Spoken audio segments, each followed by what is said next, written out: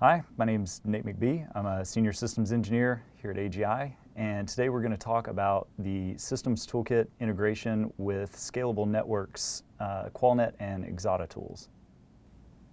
So we'll begin by looking at what we mean by digital engineering and the benefits of this modeling approach.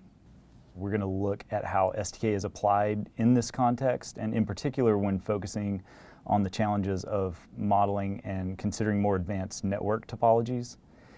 We'll look at how STK provides the ability to introduce digital twins of the systems that are under design and put those designs into a larger mission context and analyze the performance of the systems. We'll introduce the Scalable Network Technologies integration options for bringing network design considerations into STK and the overall simulation workflow. And we'll finally take a look at some examples and some use cases.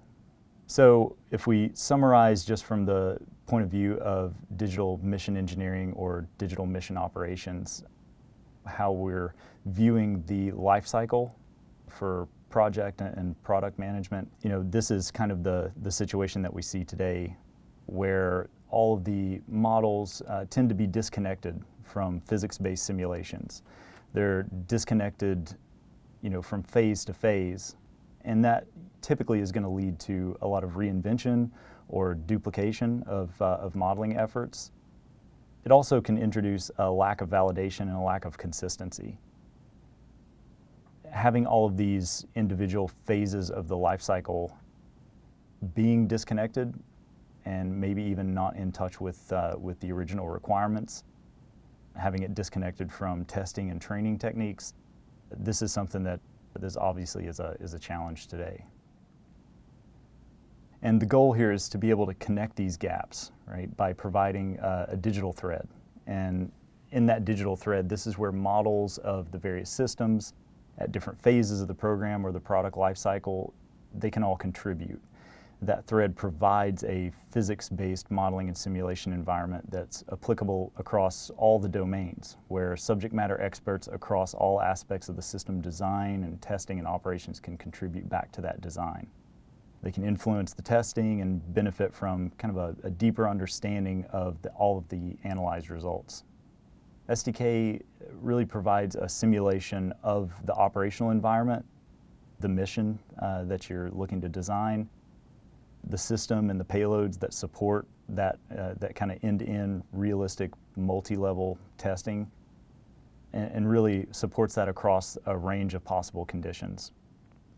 So STK is really not only producing the digital representation of the platforms and the payloads, but it simulates those designs inside of the realistic digital environment. It layers on analytical tools to explore the design performances, and also integrates with other tools that an organization may rely on throughout their design, test, and validation process.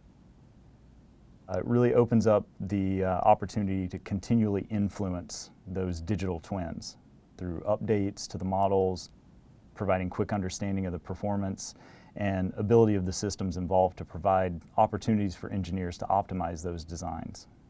So let's consider the process of building or representing these systems inside of STK.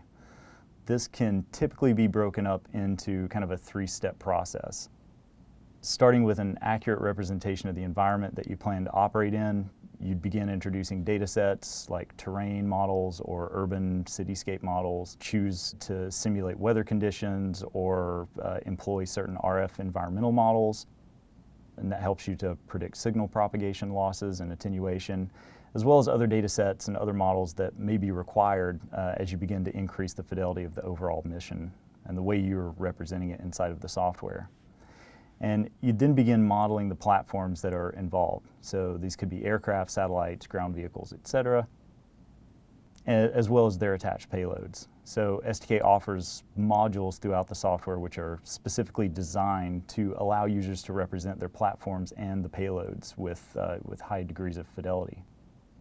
From propagation models meant to represent and predict aircraft or satellite movement to more advanced communications equipment or even infrared sensor payloads. So STK really providing that for users to quickly represent their systems and grow those representations as the program matures. And then finally, you can leverage kind of a always increasing set of analytical tools that STK provides that lives on top of those models. It lets you look at performance metrics and mission feasibility against requirements and design goals. This really allows users to go from kind of a bigger picture perspective at any given instance in the life cycle, and allows them to dial that aperture down and look at individual capabilities as needed. So let's walk through this digital modeling process and highlight some of the benefits of that kind of bigger picture modeling approach before we dig down to a smaller system level. So starting with the ability to gather data sets necessary to model the environment that's in question, and advancing to the various platforms that will be operating, along with their attached payloads, and moving to the dynamic analysis of how these systems will all perform and interact with one another. And that's kind of the bigger picture analysis that can be accomplished, and it's done all within kind of this singular modeling and simulation environment like STK. If we extract just one of those elements from that bigger picture, like the aircraft that's shown here, you'll quickly be able to determine that modeling will likely be accomplished through kind of a fragmented contribution. So subject matter experts across multiple domains are all going to be contributing to the representation of that model. So flight dynamics, controls, structures, electrical, RF systems, it's going to run the entire spectrum there.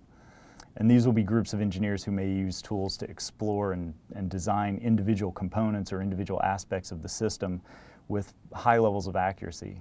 And bringing those contributions and modeling efforts together through system definitions, that's a common approach, and normally how distributed teams will collaborate on kind of those interdependent system designs. And where STK brings the value to that overall process is the ability to ingest those definition models and provide a digital reference mission. So you can evaluate all of these digital twins of all of these systems in that larger mission context, perform simulations, and start to look at feasibility of the designs and performance metrics of those particular systems. And this hopefully is going to reduce the number of iterations in that lifecycle process. So testing early and testing often, I think, is kind of a theme here. So let's take a look at STK in action. We'll highlight some of those capabilities and features that we've been discussing so far. So I'd like to use this as an example of STK being used in a multi-domain situation. So meaning the software has been used as a backbone for representing several different platforms across multiple domains. In this case, you see an aircraft and a satellite. As you begin introducing communications equipment by defining properties that represent the intended transmitters, receivers, or even radar systems. And you define these with inbuilt templates, and of course you begin tweaking these to more closely represent your specific systems or introduce higher fidelity models as that information is obtained or the product and program begins to mature. You can then analyze the systems in theater and investigate the expected behaviors and the performance. You have access to explore specific link budget parameters and begin understanding link quality metrics in a very dynamic nature. And you have access to reporting tools, graphing, and of course the rich 3D environment, and that helps you to understand and convey performance of the design systems. And this system of systems approach allows rapid design and understanding and a foundation for these digital models to mature and grow with the complexities of the program lifecycle. So I think it's important to highlight STK's communication module, which is where users define and represent their wireless systems by defining transmitter and receiver objects through kind of a continually growing list of available properties and out-of-the-box templates. And there's options for introducing customizations to those models through plugins and other scripting methods. And all this capability provides an advanced modeling environment for considering and including RF effects across the entire mission. It also makes it very easy to quickly change a design parameter or swap out a system completely to look at alternative system designs.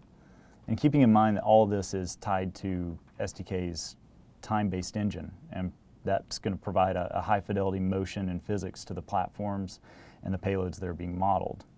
And as an additional extension on top of STK communications module, users may need to model things like urban environments and effects, and they can use the STK urban propagation extension. So this would let users bring in their urban geometries such as buildings and shapefile data sets and incorporate that additional signal attenuation effect into their calculations.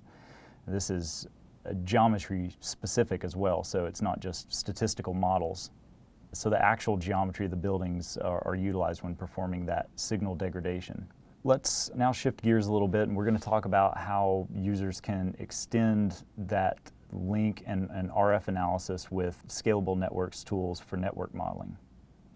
So STK offers kind of an out-of-the-box extension that provides a direct connection to Scalable's QualNet or Exata products. And this performs a co-simulation and brings kind of a deeper fidelity of modeling to the overall mission, allowing Scalable tools to perform that deep network performance simulation and analysis.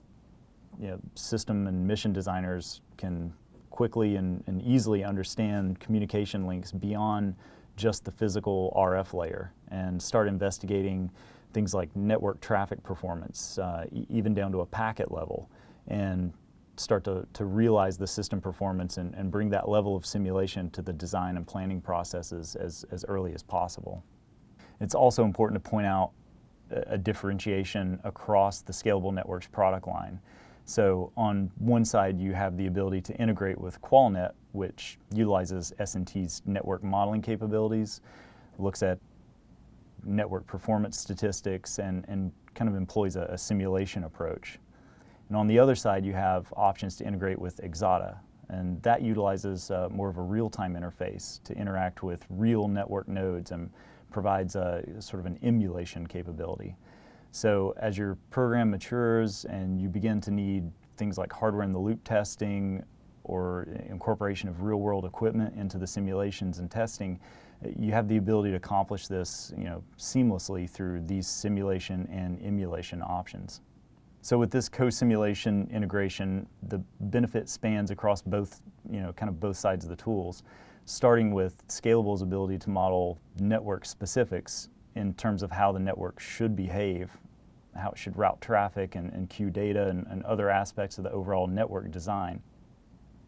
And that becomes highly dynamic when you couple that with STK's ability to model the end-to-end mission with highly accurate vehicle dynamics, introducing advanced antenna interface models and layers of analytical tools meant to explore and understand, kind of the mission performance metrics from a larger picture. So if we take a look kind of under the hood at this integration, STK is really kind of stepping in between the transmitter and receiver workflow and introducing, not only the dynamic nature of the nodes and their motion or their mobility, but also handling the free space loss and signal attenuation.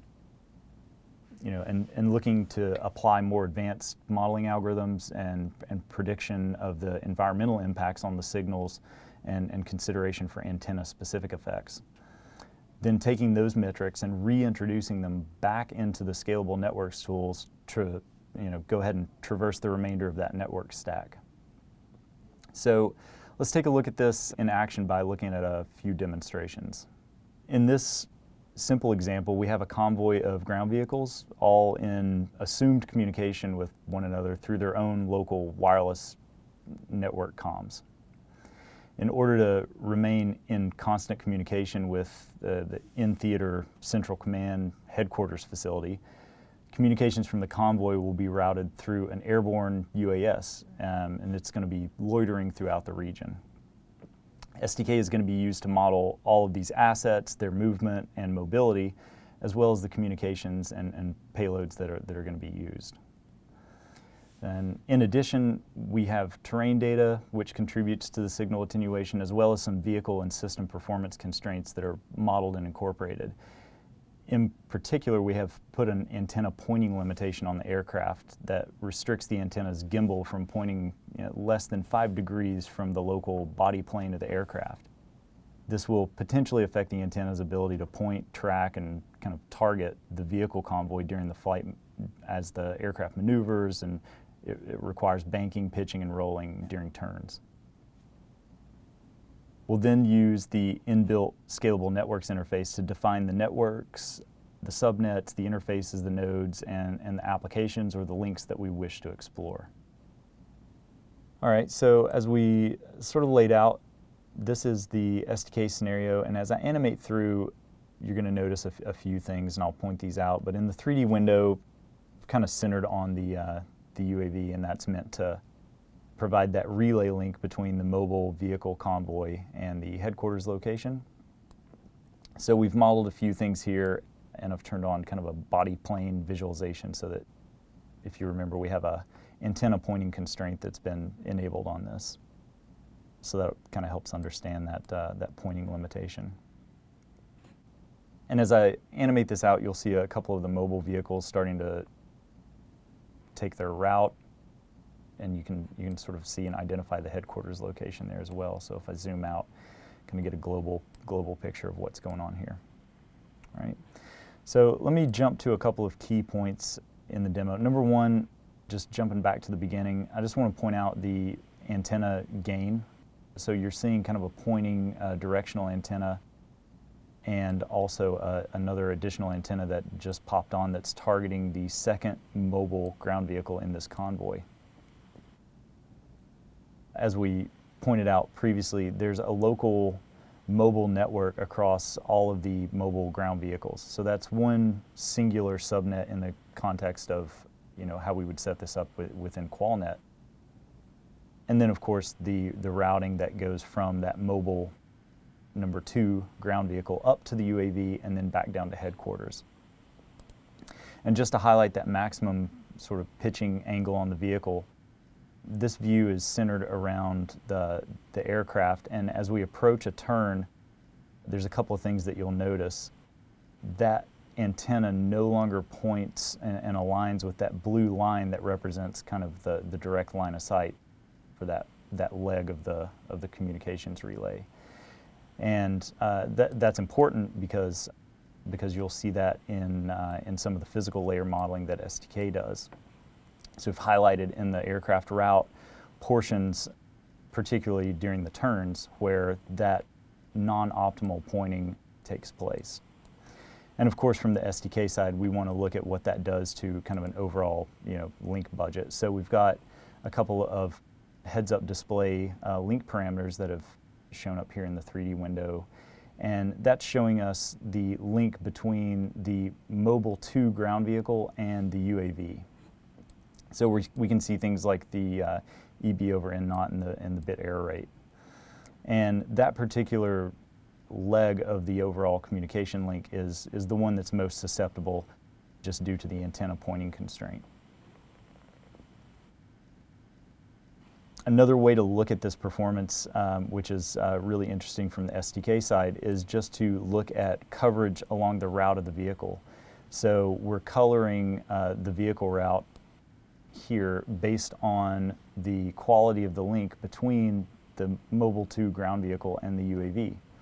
So you can see portions of the route that are colored in red here, showing some degradation and compromising of the signal.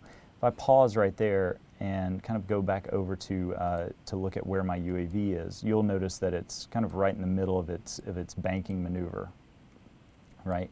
And every time you see that red degradation in the vehicle routes, that's when the UAV is performing one of its coordinated turns.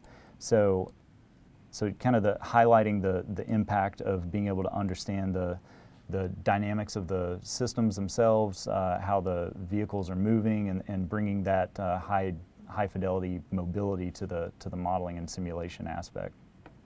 So now that we kind of understand the benefits from the STK modeling side, let's look at how that information is brought in and represented and introduced to the Scalable Network side through the QualNet interface. If we open the Scenario Explorer from STK, this opens up, if you're a QualNet user, something that should be relatively familiar to you, where we've been able to organize all of the objects in our STK scenario and start to introduce the and create and define the interfaces that are going to be represented or mapped back over to the QualNet or the scalable side. So we can now identify and link and associate the antenna interfaces on the STK side with a representative node mapping on the scalable side. In addition to just mapping nodes and interfaces, we also go in and define the wireless subnet. So you can see in this example, I have a subnet that I've called Convoy, and within that I have all of the mobile ground vehicles, wireless interfaces included on that subnet. And then of course a separate subnet that includes our Mobile 2 to UAV 2 headquarters portion of that network. And what we're setting up and looking to explore is kind of a constant bitrate application where we're sending information from mobile ground vehicle number 4 all the way back to the headquarters. So we're looking at how that information is handled, routed through the network, what routes it takes, maybe where it might back up and queue, and if there are packet losses and things that, you know, on the scalable side, their tools are very good at modeling and exposing. Now I've already ran this simulation through the QualNet side of things, and I'm going to open what's called a stat file. This file is really kind of a log of everything that was ran through the QualNet simulation and allows me to go in and explore different aspects of the network layer stack. So I can look at, you know, route requests and route responses at every individual node, or I can look at queuing in the system. So where were packets queued and dequeued, and how much average time did they spend in queue? So this really exposes kind of a whole list of different reports and graphs and ways I can access that data. Okay, so let's take a look at one of these graphs just to show you an example. So this is showing total packets that have been queued. And if I interact with this, I can kind of hover over it, and it tells me that, you know, here's Mobile 2, our second mobile ground vehicle in our convoy. I can see that information and traffic was queued at that node. Here's Mobile 4, right, and that's kind of our originator, right? He's sending traffic or trying to initiate traffic, and then also at our UAV. So these are at least nodes within our network where we're seeing you know, packets having the potential to be queued. We can alternatively look at you know, how those packets were dequeued. We can look at the average time that packets spent in queue, the longest amount of time. So there's a lot of metrics within this interface that allows you to take a look at the network from sort of an analytical perspective. Okay, and if we take a look at maybe at the application level, you know, we've got a constant bitrate client and a constant bitrate server, so we can start to look at things like here I'm showing total packets sent. So these are the total number of packets that Mobile 4 in our ground vehicle convoy, that's the total packets that was sent, and you know, on the other side of that, I can go and look at the total packets received at the headquarters location. So if I'm looking at a comparison between those, I can see that, you know, in fact, some of those packets were dropped. I can also look at things like, you know, the throughput at a client versus a server perspective. Look at average end-to-end delay and average jitter, and there's a lot of other things that you can start to dig into from a network perspective, just by having the ability to introduce, you know, kind of your overall mission context from the STK side into the Scalable Networks tool to kind of execute and traverse that entire, you know, network stack. So these are just a couple of examples, and this is kind of a simple situation to help paint that picture and kind of reinforce that. In this example, we have two ships. They're separated by a large distance, one off the west coast of the US, while the other is kind of in the high north latitudes of the Sea of Japan. The ship in the Sea of Japan is able to communicate with a geostationary satellite directly, while the other ship is only capable of communicating with a constellation of LEO satellites. And these satellites are capable of communicating with the geosatellite as well. So we'll be modeling these assets in STK and looking at the feasibility and performance of both ships being able to communicate with each other through these relay paths. And we'll have the Scalable Networks interface configured with the appropriate subnets, interfaces, applications, and kind of look at the overall results of the simulation. So let's take a look at how that's modeled in the STK side first, and then we'll look at how that simulation was pushed through the Scalable Networks tools. In the 3D window, I'll pan around just a little bit so you can get some context, but in this kind of aqua color, you're seeing all this, the CubeSat constellations. And you'll also notice some blue lines that are extending out to various geostationary satellites. So that completes sort of the routing legs between these two ships. So we've got one, if I zoom in just a little bit, it'll be a little more clear. So let me just zoom to that object itself. So here's DDG East, and this one you can see in the secondary 3D window is located over here. So it has a direct link up to the geostationary satellite, and that's what you're seeing here in the 3D window, is that antenna volume and the blue line extending directly to that geostationary satellite. So if we take a look at the secondary ship, the one off of the west coast of the US, this is sort of constrained to only be able to communicate through these constellation of LEO satellites. So you can see all the lines there. And turning on that link budget heads-up display, you can see some of the parameters here. This is one particular link that we're looking at.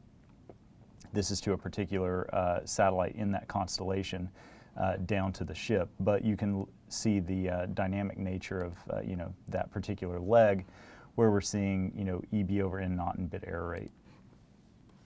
So you get an idea of kind of what's going on from the STK modeling side of things with all of the satellites and the ships and the communication links there. Now let's look at how we would model that, or at least extend that information over to the scalable tools and look at some of the analysis there. So again, by opening the Scalable Networks interface, I can see the Scenario Explorer here and just kind of point out a few things. You can see in the hierarchy all of the interfaces and nodes that have been mapped and associated with all the various objects that are in my STK scenario.